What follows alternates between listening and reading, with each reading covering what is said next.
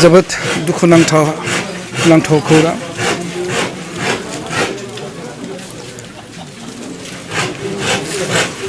थामजि बोसोर national democratic front of Bodoland आफादजों हारिनि माहारिनि थाखाय आखायाव हाथियार लानानै सोमावसारबोबाय थानाय आंनिनो लोगो असे देतसुं बसुमतारी बि देतसुं आरो जनार्दन बसुमतारीया दिनै फुंनि 6 बाजि समाव जोबथा बिथाङा हां लायो। बियो हारिनि थाखाय माहारिनि थाखाय आरो स्पेसियेलि NDB नि थाखाय मोनसे दुखुनांथाव मोनसे खौरां। बिथाङा आफादाव थानानै आफादनि डिसिप्लिनखौ गोख्रोङै मानिबोनानै दावहा होबोदोंमोन आखायाव हाथियार लानानै। 30 बोसोर बिथाङा आफादाव थानानै खामानि मावबोबाय। बे गोलाव समाव बिथाङा गावनि रोंगौथिजों मालाबा फाइनान्स सेक्रेटारि आरो उनावहाय NDBP नि गाहाय नेहाथारि जानानै हारिखौ सिबिबोदों। जि मोनसे बिथाङा आफादाव थानानै जि सेक्रिफाइस खालामबाय, बे सेक्रिफाइसआ दिनै बिथांनि जिउआव बेखौ बुंनानै जों फोजोबनो हाया। बिथांनि सेक्रिफाइसआ हारिनि थाखाय गोबां बेसेन गोनां। बिथांनि सेक्रिफाइसखौ जों जेब्लाबो गोसोखांबाय थागोन, जोंनि गोरबोआव थाबाय थागोन। जों बेखौ जेब्लाबो गनायनानै सोलिगोन। बिथांनि जिउआव जि नाजादों, बे नाजानाया दिनै नेहात नङा। सिजफायारनि उनाव गोलाव सम भारत सरकारजों पिस प्रसेसआव बिथाङाबो बाहागो लाबोदों। बिथांनि जि मोनसे रोंगौथि, बिथांनि जि मोनसे एडभाइस आफादनि थाखाय, हारिनि थाखाय, जोंनि थाखाय बेसेन गोनांमोन। बेनिखायनो जों दिनै बिथांनि कन्ट्रिबिउसनखौ जेब्लाबो गोसोखांगोन आरो बिथांनि जि सेक्रिफाइस बेखौ हारिनि गेजेराव अराय सम गोथां महरै दोनबाय थानो जों नाजाबाय थागोन।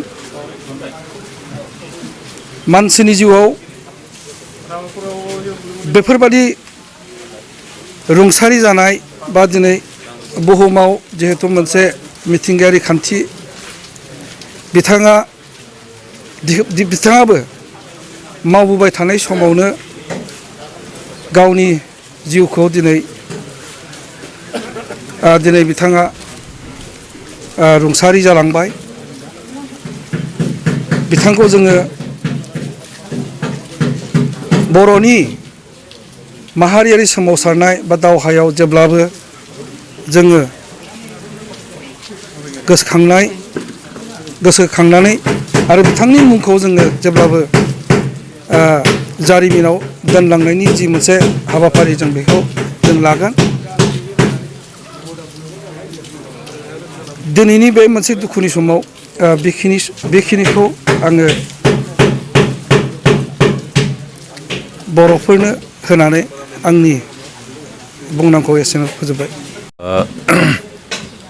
दिनै फुंनि 5 बाजियाव NDB प्रग्रेसिभनि